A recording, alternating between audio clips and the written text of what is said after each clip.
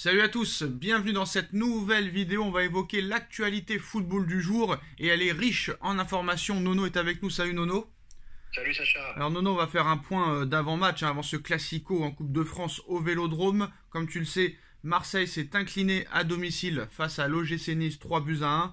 Le Paris Saint-Germain a enchaîné 2 victoires d'affilée, mais au niveau du jeu, c'est toujours aussi catastrophique. Alors Presnel Kipembe est revenu à l'entraînement, tout comme Sergio Ramos. Alors Presnel Kipembe a une offre de prolongation du PSG entre les mains, mais rien n'est acquis. Le joueur se pose des questions sur son avenir. Pour Sergio Ramos, ça dépendra de ses performances ces prochains mois. Alors, le PSG est contraint obligatoirement de baisser sa masse salariale de 30% l'été prochain et dans le viseur du fair play financier. C'est pourquoi le club se montre se montre précautionneux sur ses investissements comme sur le mercato d'hiver. Donc ça va être compliqué, il va falloir que un des trois saute. Mais comme Campos veut prolonger Messi, comme Mbappé est intransférable, il ne reste plus que Neymar. Mais le problème c'est que Neymar est invendable. Donc comment on fait? Eh ben Sacha, on est dans la merde, voilà, tout simplement. Bon, bah Léo, d'accord, mais Léo, bah il faut arrêter. C'est 40 millions par an, donc ça te permet une économie, ça te permet de recruter. Et comme je le dis souvent, Léo n'est pas éternel. Et essayer de trouver même pas trop cher, d'essayer de vendre Neymar également et de repartir avec Mbappé en véritable patron. La condition pour garder les trois serait de se débarrasser de plusieurs salaires, tout comme Sergio Ramos par exemple, et de vendre quelques joueurs du style Kipembe qui pourrait peut-être apporter 30 ou 40 millions d'euros et se débarrasser des indésirables et des salaires des indésirables qui vont revenir en prêt. Et ça, c'est le gros problème que j'ai peur. C'est non seulement la masse salariale et tous les prêts qui vont revenir. Parce qu'il n'y en a pas un club, il n'y en a pas un qui va être acheté avec l'option d'achat. Paredes à la Juve, c'est fini, il ne joue plus. Draxler à Benfica, il ne joue pas. Kurzawa, il ne joue pas à Fulham. Voilà, et ainsi de suite. Donc ça va être une galère sans nom. 750 millions d'euros de masse salariale, c'est la plus élevée en Europe. Chelsea est juste derrière. Donc il va falloir vraiment trouver une solution. Alors Kipembe est toujours bien présent à l'entraînement collectif. Neymar et Sergio Ramos de retour à l'entraînement ce lundi. Ces joueurs-là, Ramos et Neymar, devront être sur la pelouse mercredi, normalement. Pas de Kipembe. Mais avec ce qui se passe à l'heure actuelle, qu'est-ce qui va se passer? Marseille a été défait à domicile 3-1 face à une équipe de Nice assez exceptionnelle, il faut le dire. Moi, j'ai pas vu le Paris Saint-Germain jouer comme Nice depuis le mois d'octobre. Qu'est-ce qui va se passer pendant ce match, honnêtement? Parce qu'on sait très bien comment ça va commencer. Marseille va mettre une énorme pression, un énorme pressing. Ça va mettre de l'envie, de l'intensité. Est-ce que le PSG pourra répondre? Est-ce que le PSG va devoir tenir les 15 premières minutes pour après essayer de faire quelque chose? Parce que si Marseille ouvre très vite le score, ça pourrait être compliqué après pour le Paris Saint-Germain. Faut vite éteindre le feu, Sacha, c'est très simple. Soit tu mets les ingrédients, soit tu les mets pas. On l'a vu au niveau de l'intensité, au niveau des courses, aussi bien Marseille que Nice. J'ai pas vu Paris faire pareil cette année. Donc soit tu mets les ingrédients et ça se passe Non, bien. Il n'y a aucune raison je que suis ça pas se passe d'accord mal. avec toi quand même, Nono. Au mois d'août et au mois de septembre, on l'a vu au Paris Saint-Germain, ça quand même. Faut pas non plus être On l'a trop. vu, mais il y avait malgré tout, il n'y avait pas cette intensité-là. Si, quand Moi, même. j'étais, Si, les 2 premiers mois, si. Contre les Montpellier, les Lille, les Toulouse, les 7 buts contre Lille, tout ça, les 5 contre Montpellier, les 5 contre Clermont, les 4 contre Toulouse, les 4 contre Nantes, les 3 contre Nantes. Si, quand même, on l'a vu les 2 premiers mois, quand même. On va pas se mentir. on est à peu près d'accord. Ouais. On est d'accord dans le sens, soit tu mets les ingrédients et tu t'en sors, parce que le talent fera la différence. Soit, c'est fini.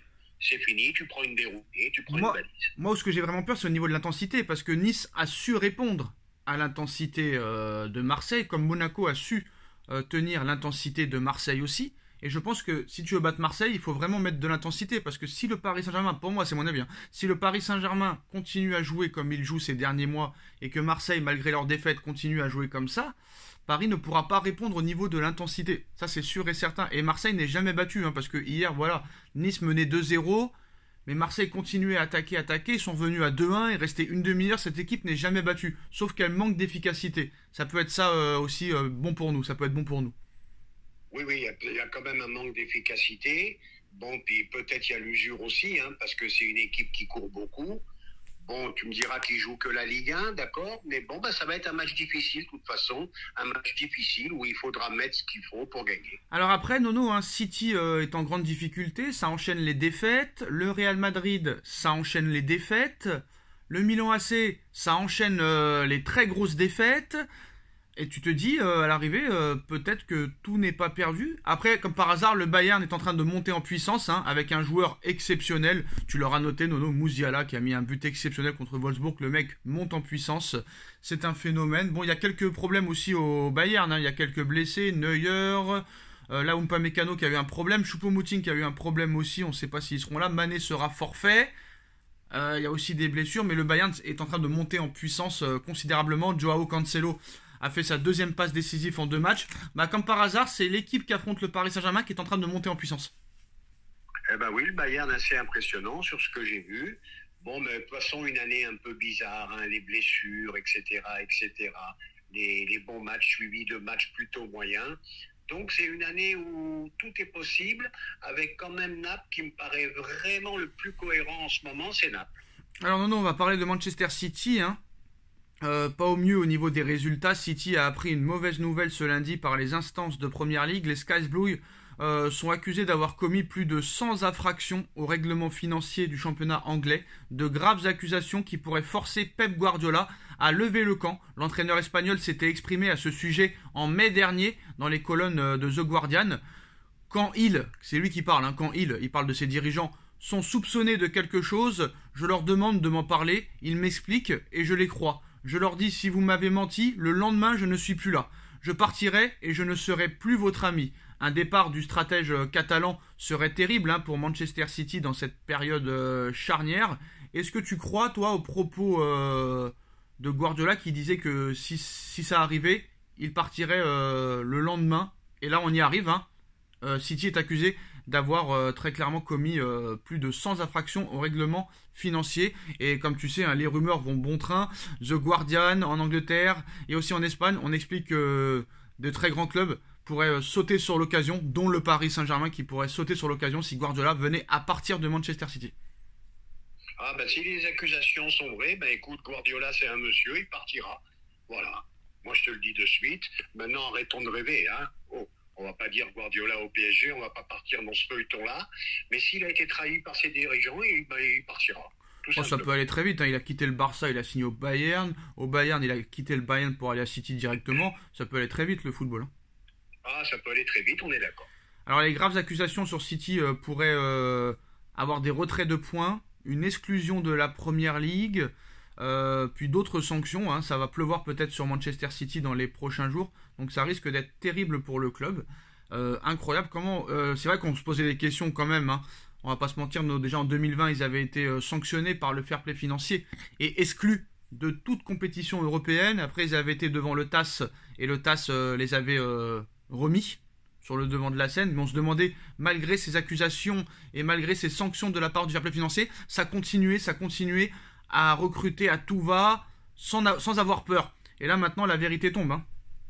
Eh ben oui, la vérité tombe. Regarde Paris, Paris, on est limité parce qu'on est obligé, tandis qu'eux se sont jamais arrêtés.